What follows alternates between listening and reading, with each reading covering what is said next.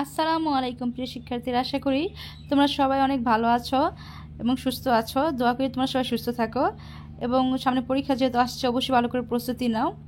তো দেখো, আমি এখানে তোমাদের জন্য এখান থেকে অর্ধেকটা আলোচনা করব। এই পাঠে আমরা সাঁওতাল নাচের ভঙ্গিগুলো অনুসরণ করব। তো তোমরা এখনও যারা চ্যানেলটি সাবস্ক্রাইব করো জলদি জলদি চ্যানেলটি সাবস্ক্রাইব করে ফেলো এবং এখনই লাইক কমেন্ট করে ফেলো। তোমাদের কোনো সমস্যা থাকলে অবশ্যই জানাবে, কোনটা কিভাবে তোমরা বুঝতেছো না বা কি দিলে তোমাদের জন্য ভালো হয়, কিভাবে ভিডিও ক্লাসগুলো ভালো হয় অবশ্যই তোমরা আমাকে কমেন্ট বক্সে জানাবে।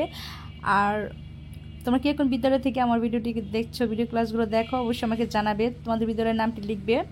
তো চলো আমরা ক্লাসটি শুরু করি। পদচলন অর্ধেক গোলাকারে, পাশাপাশি সকলে দাঁড়িয়ে 3 পা আগায় আবার 3 পা পিছিয়ে তালরকা করে পায়ে থাকে ঘুঙুর, এভাবে পাশাপাশি চলতে থাকে। তো আমরা আসলে সাঁওতাল নাচের যে ভঙ্গিগুলো সেটা একটু প্র্যাকটিক্যালি দেখে নিই। তো আমি তোমাদের ইউটিউবের চ্যানেল থেকে একটা সাঁওতাল নাচ আমি তোমাদের দেখিয়ে দিচ্ছি এবং লিঙ্কটাও দিয়ে দিচ্ছি, তোমরা সেখান থেকে দেখলে বুঝতে পারো। সেখানে তো অনেকগুলো আছে, যেটা সবচেয়ে মোটামুটি ভালো তোমরা বুঝতে পারো তোমাদের বইয়ের সাথে কয়েকটা প্রশ্নের সাথে বইয়ের কথার সাথে যেগুলো প্রয়োজন সেই অনুযায়ী একটা ভিডিও লিঙ্ক তোমাদেরকে ডিসক্রিপশন বক্সে দিয়ে দিব এবং সেই লিঙ্কটা আমি তোমাদের তো দেবই, প্লাস ছবিটাও দেখে দিচ্ছি ইউটিউবের থেকে। তো চলো আমরা তোমাদের কষ্ট করে একটু দেখে নাও। তো দেখো, তোমাদের বই কিন্তু এরকম একটা ছবি আছে, ঠিক সেম এরকম কয়েকজন লোক ঢোল বাজাচ্ছেন এবং ওনারা মাথায় কিছু পাত্র নিয়ে এবং পা নাড়িয়ে নাড়িয়ে নাচতেছে, ঠিক আছে? এরকম আছে না? এটি হচ্ছে সাঁওতালি গানের নৃত্য। হ্যাঁ, এবং মাদল বাজাচ্ছেন, ঠিক আছে? যে লোক মাদুল বাজাচ্ছেন দেখতে পাচ্ছ। তো এই লিঙ্কটা তোমাদের আমি ভিডিও লিঙ্কটা দিয়ে দিয়েছি, তোমরা প্র্যাকটিক্যালি দেখলেই তোমরা বুঝতে পারবে অনেকটা, ঠিক আছে? তোমাদের অভিজ্ঞতা হবে এবং মনে থাকবে বিষয়টা, পরীক্ষার সময় তোমাদের জন্য ইজি হয়ে যাবে। প্র্যাকটিক্যালি মনে রাখলে ইজি হয় পরীক্ষার সময়। এই হচ্ছে মাদল, সিংহা, মন্দিরে এই বিষয়গুলো আসলে বাদ্যযন্ত্রগুলো ওইখানে বলা হয়েছিল না যে নামগুলো, সেই বাদ্যযন্ত্রগুলো ওনারা বাজিয়ে কী করছেন, ওনাদের নাচে তাল মিলাচ্ছেন, ঠিক আছে? তো এই ছিল। তো তোমরা ভিডিওতে গেলে ভালো করে বুঝতে পারবে, দেখতে পেলেই তোমরা বুঝতে পারবে। তো আশা করি তোমরা ভিডিওটি লিঙ্ক আমি ডিসক্রিপশন বক্সে দিয়ে রাখবো আমার ভিডিওতে, তখন তোমরা সেখান থেকে দেখে নিতে পারো, ঠিক আছে?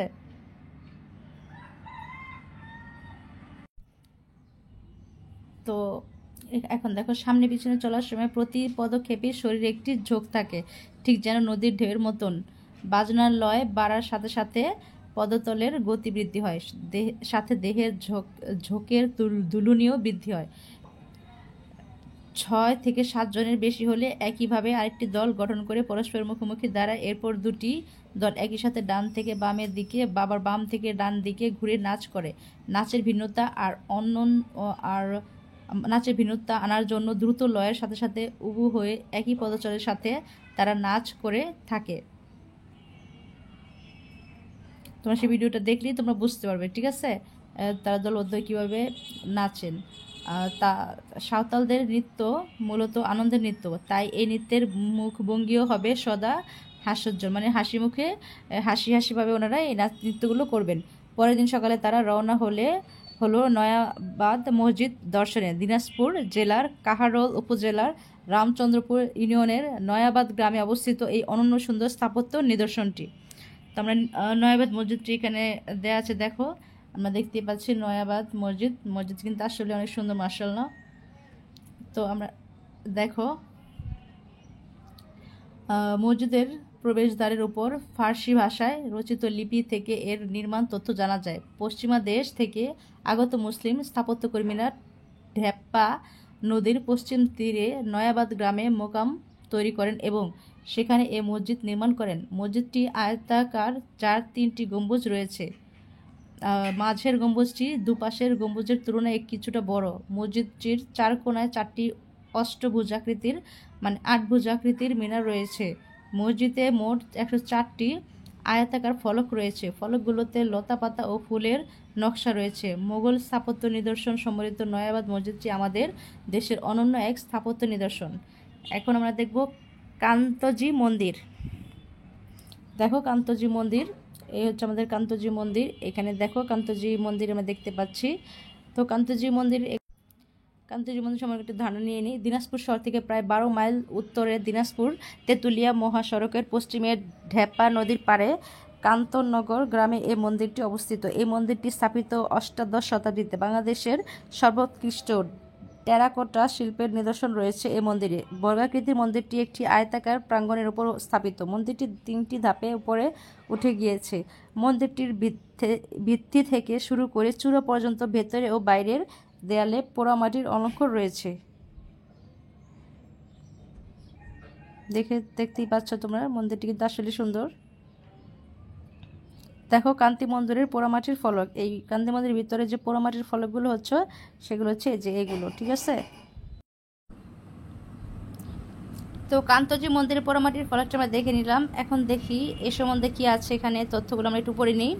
পোড়ামাটির ফলকগুলোতে মহাভারত ও রামায়ণের বিস্তৃত কাহিনীর অনুসরণে মনুষ্য মূর্তি ও প্রাকৃতিক বিষয়াবলী নিপুণভাবে ফুটিয়ে তোলা হয়েছে। তাছাড়া কৃষ্ণের নানা কাহিনী, সমকালীন সমাজ জীবনের বিভিন্ন ছবি এবং জমিদার অভিজাতদের বিনোদনের চিত্র ফুটিয়ে তোলা হয়েছে।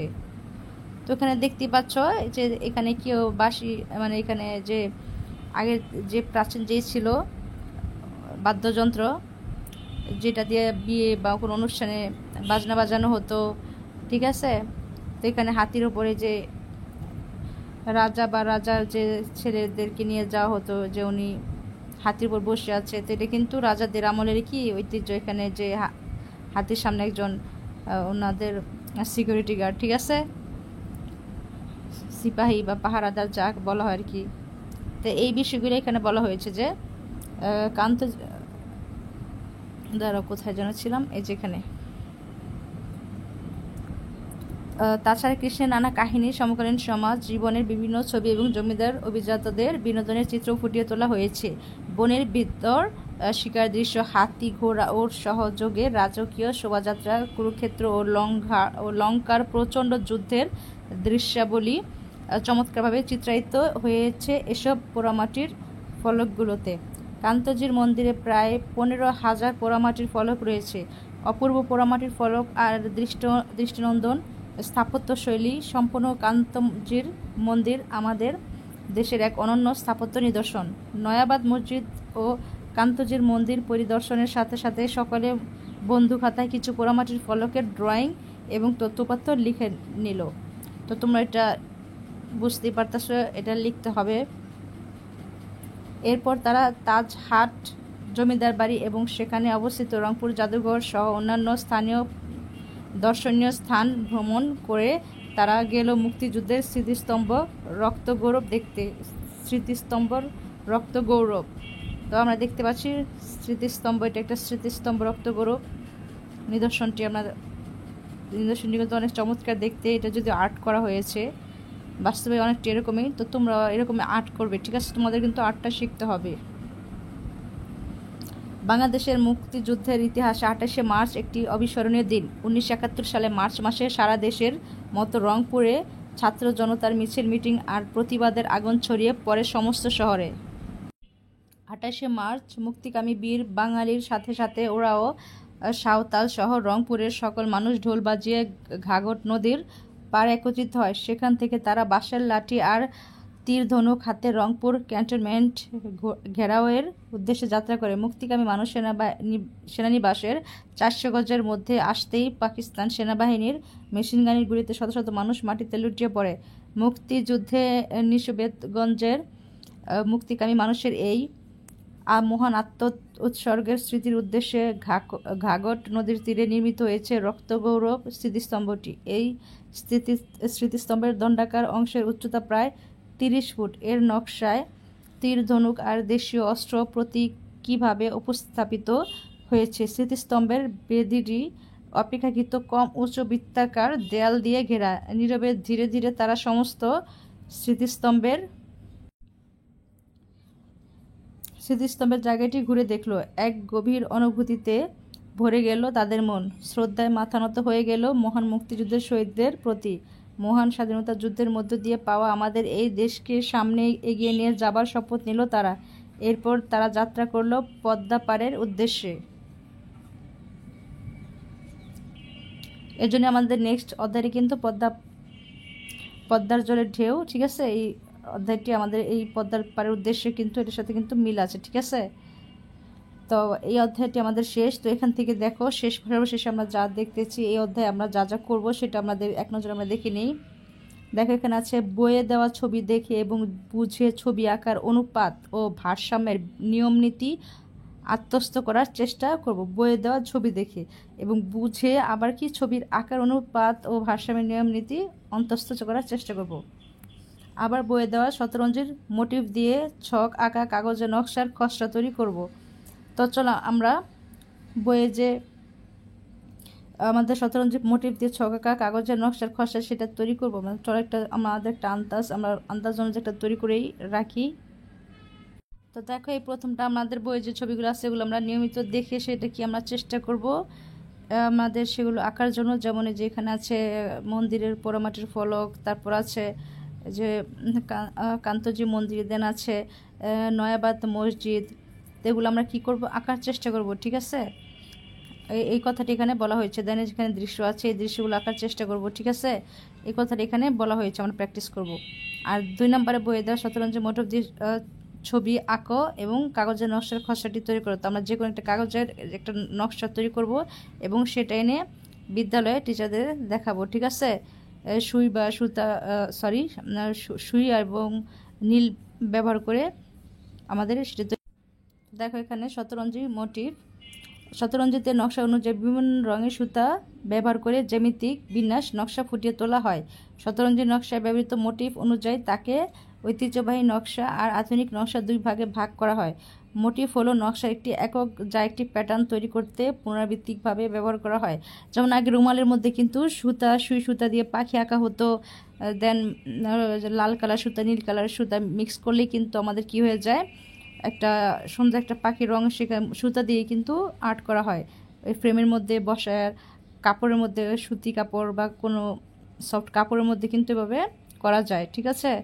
আর সেই টিয়া পাখি বা কোনো পাখির ছাপ বসানোর জন্য আমরা যে কোনো একটা বইয়ের উপরে ট্রেসিং পেপার নিয়ে দেন সেখান থেকে ছাপ দিয়ে আমরা সেটা কি করতে পারি, আমরা ওই সুই দিয়ে সেটা ছিদ্র করে দেন ছিদ্রের উপরে কাগজের উপরে যে ছিদ্রগুলো হয়েছে সেটার উপরে 1 চিমটি আমাদের যে নীল থাকে গুঁড়া নীল, সেই গুঁড়ো নীলগুলো আমরা কী করতে পারি সেটার উপর দিলে সেই গুঁড়ো নীলগুলো কাগজের ছিদ্র দিয়ে ভেদ করে গিয়ে কাপড়ের উপরে পরে দেন সেই আকৃতিটা শুধু বসে যাবে। সেই আকৃতির উপরে দেন আমরা সুই সুতা দিয়ে আমাদের নিজের মতো করে আমরা কালারফুল সুতা দিয়ে আমরা সেই নকশা তৈরি করতে পারবো, ঠিক আছে। তো দেখো মোটিভ হলো আর আধুনিক নকশা 2 ভাগে ভাগ করা হয়। মোটিভ হলো নকশা একটি একক যা একটি প্যাটার্ন তৈরি করতে পুনরাবৃত্তিকভাবে ব্যবহার করা হয়। ঐতিহ্যবাহী নকশার জাফরি নারীর মুখ, হাতের পা, রাজা রানী, নাটাই প্রজাতি ঘুড়ি, বাঘবন্দি, পালকি, ঘোড়া, ফুল, রাখাল, বালক, কলসি, কাখেরমণি, জামরুল পাতা, পৌরাণিক চরিত্র, নবান্ন, পৌষ পার্বণ, প্রাকৃতিক দৃশ্যসহ নানা মোটিভ দেখা যায়। আধুনিক নকশায় কাবা ঘর, মসজিদ, মিনার, পুষ্পিত পাতা, পান পাতা, বুটিদার, জরি ও তেরছি নকশা, মাছ, পাখি, নৌকা, গ্রামের দৃশ্য, বাংলাদেশের মুক্তিযুদ্ধ ইত্যাদি ধরনের মোটিভ দেখা যায়। তো আমরা দেখতে পাচ্ছি এখানে শতরঞ্জি মোটিভ। তো এখানে দেখো মোটিভ বা নকশা নির্দিষ্ট পন্থায় সাজানো হলে তাকে নকশার প্যাটার্ন বলে। নকশার বা আলপনার প্যাটার্ন বিভিন্ন রকম হতে পারে। জ্যামিতিক আকৃতি দিয়ে নকশা তৈরি হতে পারে, যেমন বৃত্ত, বর্গ, ত্রিভুজ, রেখা ইত্যাদি দিয়ে তৈরি নকশা। একই প্যাটার্ন পুনরাবৃত্তি করেও নকশা আঁকা যায়। আবার প্রাকৃতিক উপকরণ দিয়েও নকশা তৈরি হতে পারে, যেমন ফুল, পাতা, লতা, পাখি ইত্যাদি। আমরা কিন্তু একটু আগে এই কথাটি বলে গেছি। উৎসবেদে এই আলপনা বা নকশার প্যাটার্ন ও রঙে পরিবর্তন আসে। আমরা কিভাবে করবো, যে দেখো জ্যামিতিক নকশা হচ্ছে এটা আর প্রাকৃতিক নকশা হচ্ছে এটা। এই যে আমাদের পাখি করে দেওয়া হয়েছে, দেন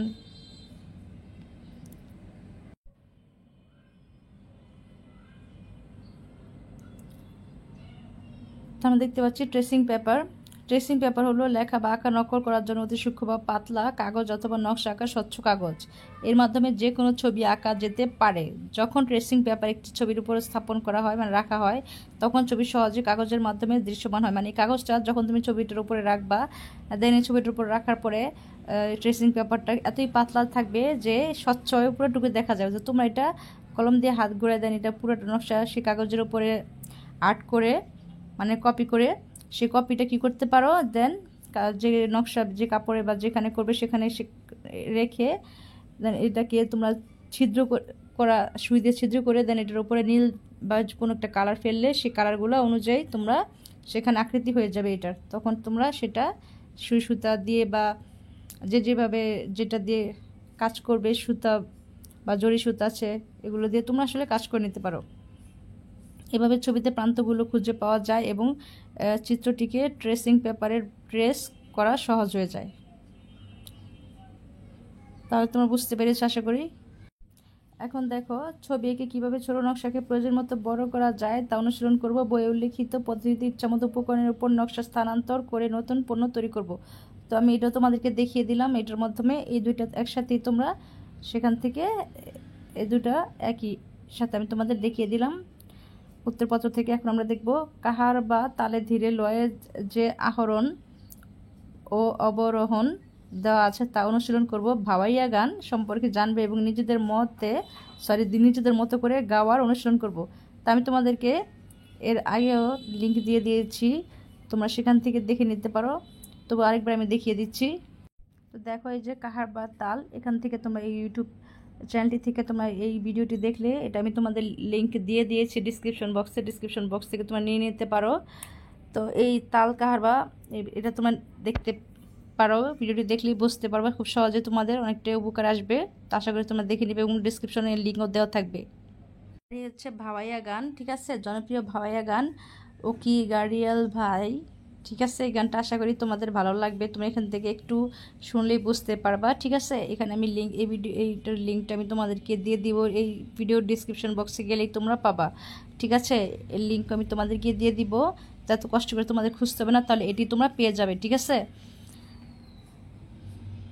তো এইগুলো আমাদের কাহার বা তালে আরোহণ ও অবরোহণটি এবং অনুসরণ করব এবং ভাওয়াইয়া গানটিও সম্পর্কে জানবো এবং নিজেদের মতো গাওয়ার চেষ্টা করবো, অনুসরণ করবো। তো আশা করি তোমরা সেটা চেষ্টা করবে এবং আমাকে অবশ্যই জানাবে কারা চেষ্টা করেছো। তো এটা কিন্তু তোমাদের পরীক্ষার সময় তোমাদের অনেকটা উপকার আসবে আগের থেকে তোমরা যদি চেষ্টা করে থাকো, কারণ একসাথে এতগুলো কাজ করা সম্ভব না, তাই যখন পারো একটু একটু করে চেষ্টা করবে। তো এখন আমরা নেক্সট আসি, দেখি এখানে কি আছে। এখানে বলা হয়েছে দলীয়ভাবে, এখন আমরা এটা দেখব, দলীয়ভাবে সাঁওতালি নাচের ভঙ্গিগুলি অনুসরণ করব। এটা আমি তোমাদেরকে দেখিয়ে দিয়েছি ভিডিওতে, তবু আবার তোমাদেরকে আমি স্মরণ করে দিচ্ছি। তো এই হচ্ছে আমাদের সাঁওতালি গানের নাচ, হ্যাঁ, মাদলের নৃত্য। এই যে এরা মাদল বাজাচ্ছেন এবং এই যে এনারা নাচতেছেন, দেখো নৃত্যগুলোতে দেখো ওনারা পায়ের তালে তালে ছন্দে ছন্দে পায়ের তালে এরা কিন্তু হাসি মুখেই এই নাচগুলো করে থাকেন। তো এই ভিডিওর লিঙ্ক আমি তোমাদের দিয়ে দিব, তোমরা দেখলে সহজে বুঝতে। আমাদের বইও কিন্তু এদের মাথার উপরে এই পাত্রগুলো নিয়ে দেন এরা কি করে এই গানগুলো দিয়ে তারা পায়ের তাল মিলিয়ে নেচে নৃত্য করে থাকেন, ঠিক আছে। আর কয়েকজন পুরুষ লোক থাকেন যারা কি করেন মাদল বাজিয়ে দেড়শিঙ্গা এগুলো বাজিয়ে, ঠিক আছে, এগুলো বাজিয়ে কি তালগুলো জোরে, যখন এগুলো বাজানো হয় তখন ওনাদের তালগুলো কি জোরে বাজে। এগুলোই তোমরা যখন এই সাঁওতালি গানে ও মাদলের নৃত্যগুলো দেখবে তখন তোমরা অটোমেটিকলি সেটা বুঝতে পারবে। তো ভিডিওটি অবশ্যই দেখে রাখবে, ঠিক আছে, তাহলে তোমরা বুঝতে পারবে, তোমাদের বোঝার জন্য এখানে দেওয়া হলো। আর আমার ভিডিওটি উপকার আসলে অবশ্যই তোমরা লাইক কমেন্ট করবে, ঠিক আছে, সাবস্ক্রাইব করবে। তো আমরা দলীয়ভাবে সাঁওতালি নাচের ভঙ্গিগুলো অনুসরণ করব। তো সেখানে আমি দিয়ে দিয়েছি, তোমরা সেগুলো দেখলেই অনুসরণ দলীয়ভাবে তোমরা সেগুলো প্র্যাকটিস করতে পারবে 4-5 জন মিলে, ঠিক আছে। দেন এখন দেখো নিজের এলাকায় ঐতিহাসিক প্রত্নতাত্ত্বিক স্থাপনা আছে কিনা তা অনুসন্ধান করব, যদি থাকে তবে তার ছবি এঁকে রাখবে এবং বর্ণনা বন্দুক হাতে লিখে রাখবো। তো আমরা কয়েকটা দেখে নিই, ঠিক আছে, তোমাদের জন্য আমি কয়েকটা দেখিয়ে দিচ্ছি। তোমাদের এখানে যে কয়েকটা ভালো লাগবে তোমরা সেগুলো চিত্র আঁকতে পারো এবং যেটারই চিত্র আঁকবা সেটারই কী করতে হবে, আমাদের বর্ণনা বন্দুক হাতে লিখতে হবে। তো আপাতত আমি তোমাদেরকে সবগুলো দেখাচ্ছি, কিন্তু তোমরা এর মধ্যে আমি দুটো শুধু বর্ণনা সহ রেখেছি আর বাকি সবগুলো শুধু ছবি রেখেছি। তো চলো আমরা সেখান থেকে দেখে। তো আমি ঢাকা থেকে শুরু করছি, আমি ঢাকাটি শুরু করছি। ঢাকাতে কয়েকটা যে আমাদের ঐতিহাসিক স্থাপত্যগুলো আছে, ঐতিহাসিক যে সেগুলো আমরা দেখতেছি। তো দেখো এখানে আছে কি শহীদ মিনার, দেন আছে দেখো তারা মসজিদ, এই হচ্ছে আমাদের তারা মসজিদ। দেন আছে ঢাকার লালবাগ কেল্লা, ঠিক আছে, তোমার তো চিনোই লালবাগ কেল্লা, অনেকেই চিনো জানি ঢাকা যারা আছো। দেন আছে আহসান মঞ্জিল, এটাও তোমরা সবাই কিন্তু চিনো, আহসান মঞ্জিলটাও কিন্তু তোমরা সবাই চিনো। দেন জাতীয় স্মৃতি জাতীয় আমাদের জাদুঘর, সেটাও তোমরা জানো, এখানে সবাই গিয়েছো, এটাও আছে। দেন আছে মৈনট ঘাট, দেন আছে জাতীয় স্মৃতিসৌধ, এই জাতীয় স্মৃতিসৌধ আছে। দেন আছে ঢাকা বিশ্ববিদ্যালয়, দেন আছে ফ্যান্টাসি কিংডম, আছে মিরপুর চিড়িয়াখানা, আছে রমনা পার্ক, বঙ্গবন্ধু নব থিয়েটার, জাতীয় সংসদ, দেন আছে শহীদ মিনার, তারপর আছে ঢাকেশ্বরী মন্দির, হোসেনি দালান, এগুলো কিন্তু সব ঢাকার স্থাপত্য। দেন আছে 7 গম্বুজ মসজিদ, বিজ্ঞান জাদুঘর, মুক্তিযুদ্ধ জাদুঘর, গুরুদুয়ারা নানকশাহী, গুরুদুয়ার নানকশাহী, ঠিক আছে। দেন আছে নকশি পললি।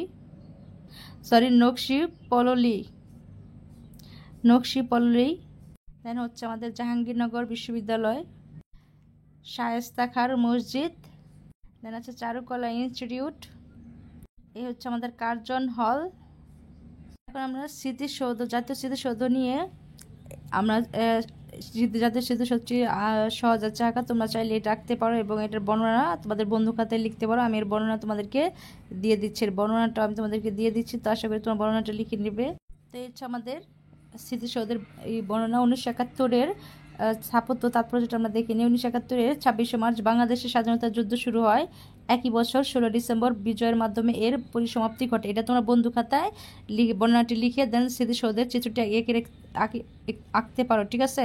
তো দেখো, এই যুদ্ধে প্রায় 30 লক্ষ মানুষের প্রাণহানি হয়। এই স্মৃতিসৌধ বাংলাদেশের জনসাধারণের বীরত্বপূর্ণ লড়াইয়ের স্মরণে নিবেদিত এবং মুক্তিযুদ্ধের শহীদদের প্রতি জাতির শ্রদ্ধার উজ্জ্বল নিদর্শন হিসেবে প্রতিষ্ঠিত।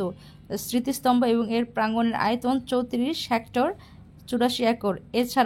এছাড়াও রয়েছে একে পরিবেষ্টনকারী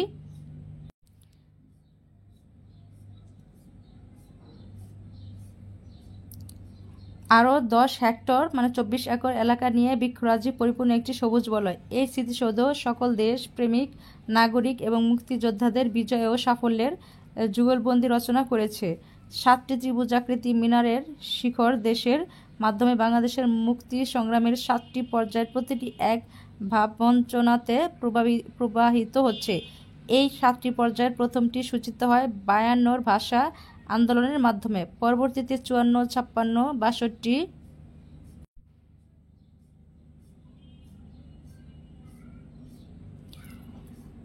66 ও 69-এর গণ অভ্যুত্থানের মধ্য দিয়ে অগ্রসর হয়ে 71-এর মুক্তিযুদ্ধের মাধ্যমে স্বাধীনতা সংগ্রামের চূড়ান্ত বিজয় অর্জিত হয়। মিনারটি 45 মিটার 150 ফুট উঁচু এবং জাতীয় শহীদ স্মৃতিসৌধ প্রাঙ্গণের গুরুত্বপূর্ণ একটি বিন্দুতে অবস্থিত। মিনার ঘিরে আছে কৃত্রিম হ্রদ এবং বাগান। স্মৃতিসৌধ চত্বরে আছে মাতৃভূমির জন্য আত্ম উৎসর্গকারী অজ্ঞাতনামা শহীদের 10টি গণসমাধি। স্মৃতিসৌধ প্রাঙ্গণে আরও রয়েছে উন্মুক্ত মঞ্চ, অভ্যর্থনা কক্ষ, মসজিদ, হেলিপ্যাড, ক্যাফেটেরিয়া। স্মৃতিসৌধ প্রাঙ্গণের সর্বমোট আয়তন 84 একর। স্মৃতিস্তম্ভ পরিবেষ্টন করে রয়েছে 24 একর এলাকাব্যাপী বৃক্ষরাজি শোভিত একটি সবুজ বলয়। স্মৃতিসৌধটির উচ্চতা 150 ফুট। সৌধটি 7 জোড়া ত্রিভুজাকৃতির দেয়াল নিয়ে গঠিত। দেয়ালগুলো ছোট থেকে ক্রমশ বড় ক্রমে সাজানো হয়েছে। এই 7 জোড়া দেয়াল বাংলাদেশের স্বাধীনতা আন্দোলনের 7টি ধারাবাহিক পর্যায়কে নির্দেশ করে। 1952 এর ভাষা আন্দোলন, 1954 এর যুক্তফ্রন্ট নির্বাচন, 1956 এর শাসনতন্ত্র আন্দোলন, 1962 এর শিক্ষা আন্দোলন, 1966 এর 6 দফা আন্দোলন, 1969 এর গণঅভ্যুত্থান, 1971 এর মুক্তিযুদ্ধ, এই 7টি ঘটনাকে স্বাধীনতা আন্দোলনের পরিক্রমা হিসাবে বিবেচনা করে সৌধটি নির্মিত হয়েছে। তো আশা করি তোমাদের এই যে এখান থেকে কিন্তু খুবই ইম্পর্টেন্ট একটি কথা, ঠিক আছে। ইম্পর্টেন্ট এই যে 7টি স্তম্ভ, সেটা যে কারণে, সেই কারণগুলো এখানে কিন্তু বলা হয়েছে পর্যায়ক্রমে, ঠিক আছে। তো আশা করি এটা তোমাদের অনেক উপকারে আসবে। তোমরা অবশ্যই সেটা খুব মনোযোগ সহকারে অন্তস্থ করবে এবং বন্ধু খাতায় লিখে রাখবে। তো এই ছিল আমাদের স্মৃতিসৌধের বর্ণনা এবং চিত্র। তো এখন আমরা চলো লালবাগ কেল্লা। তো দেখো আমরা এখন লালবাগ কেল্লার ছবিটা, তোমরা এটা সহজ আছে, তোমরা চাইলে এটা খুব সহজে আর্ট করতে পারো। ঠিক আছে, এটা কিন্তু অনেকই সহজ। তোমরা যারা আর্ট করতে পারো তারা কিন্তু খুব সুন্দর করে আর্ট করতে পারবে বন্ধু খাতা। এবং লালবাগ কেল্লা সম্বন্ধে বর্ণনাটা আমি তোমাদেরকে দিয়ে দিচ্ছি। তো দেখো লালবাগ কেল্লা, আওরঙ্গাবাদ কেল্লা ঢাকার দক্ষিণ পশ্চিমাঞ্চলে বুড়িগঙ্গা নদীর তীরে অবস্থিত একটি অসমাপ্ত মুঘল দুর্গ। এটির নির্মাণ কাজ শুরু হয়েছিল 1678 সালে মুঘল সুবেদার মোহাম্মদ আজম শাহ কর্তৃক, যিনি ছিলেন সম্রাট আওরঙ্গজেবের পুত্র এবং পরবর্তীতে নিজেও সম্রাট পদপ্রাপ্ত হয়েছিলেন। কিন্তু পরে তিনি দিল্লিতে চলে যান, এতে কাজ থেমে যায়। তার উত্তরসূরি মুঘল সুবেদার শায়েস্তা খাঁ 1680 সালে নির্মাণ কাজ পুনরায় শুরু করেন, কিন্তু শেষ করেননি, কারণ মুঘল সুবেদার শায়েস্তা খাঁ এর কন্যা পরী বিবি মারা যান। এই কারণে তিনি নির্মাণ কাজ থামিয়ে দেন। সম্রাট আওরঙ্গজেবের তৃতীয় পুত্র মুঘল রাজপুত্র আজম শাহ বাংলার সুবেদার থাকাকালীন 1678 সালে এটার নির্মাণ কাজ শুরু করেন। তিনি বাংলায় 15 মাস ছিলেন। দুর্গের নির্মাণ কাজ শেষ হবার আগেই মারাঠা বিদ্রোহ দমনের জন্য পিতা সম্রাট আওরঙ্গজেব তাকে দিল্লি ডেকে পাঠান। এ সময় একটি মসজিদ ও দরবার হল নির্মাণের পর দুর্গ নির্মাণের কাজ থেমে যায়। সুবেদার শায়েস্তা খাঁ 1680 সালে পুনরায় বাংলার সুবেদার হিসেবে ঢাকায় এসে দুর্গর নির্মাণ কাজ পুনরায় শুরু করেন। 1684 সালে এখানে শায়েস্তা খাঁর কন্যা ইরান দুখত রহমত বানুর পরী বিবি মৃত্যু ঘটে। কন্যার মৃত্যুর পর শায়েস্তা খাঁ এই দুর্গটিকে অপয়া মনে করেন এবং 1684 খ্রিস্টাব্দে অসমাপ্ত অবস্থায় এর নির্মাণ কাজ বন্ধ করে দেন। লালবাগের কেল্লার 3টি প্রধান স্থাপনার একটি হলো পরী বিবির সমাধি।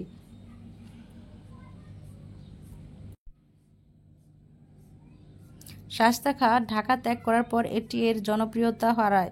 ঢাকা থেকে মুর্শিদাবাদের রাজধানী স্থানান্তর করা হয়েছিল, এটি ছিল প্রধান কারণ। রাজকীয় মুঘল আমল সমাপ্ত হওয়ার পর দুর্গটি পরিত্যক্ত অবস্থায় রয়ে যায়।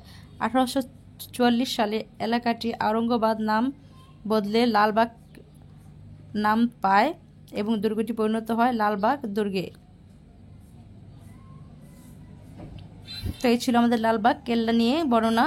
তোমার বন্ধু খাতায় লিখে ফেলো এবং লালবাগ কেল্লাটি আর্ট করে নিও খাতার মধ্যে। ঠিক আছে, তো দুইটি আমি সহজ দেখে তোমাদেরকে দিয়েছি। তো আশা করি তোমাদের ভিডিওটি উপকার আসলে অবশ্যই লাইক কমেন্ট করবে, সাবস্ক্রাইব করবে।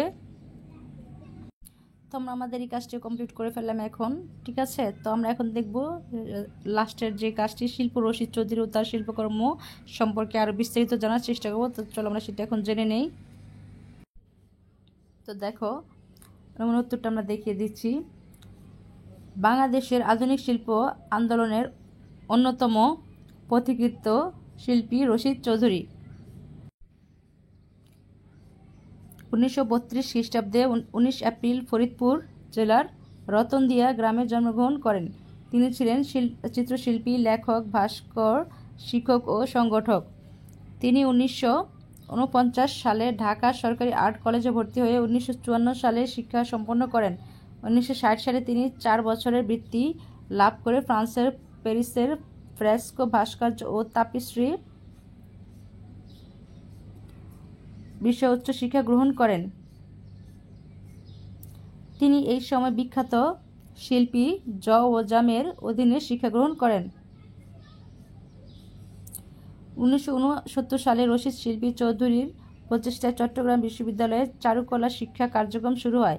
শিল্পাচার্য জয়নুল আবেদিন প্রবর্তিত পথ ধরে বাংলাদেশের প্রাতিষ্ঠানিক শিল্পচর্চার জন্য শিল্প শিক্ষা প্রতিষ্ঠান সৃষ্টিতে শিল্পী রশিদ চৌধুরীর ভূমিকা অত্যন্ত গুরুত্বপূর্ণ।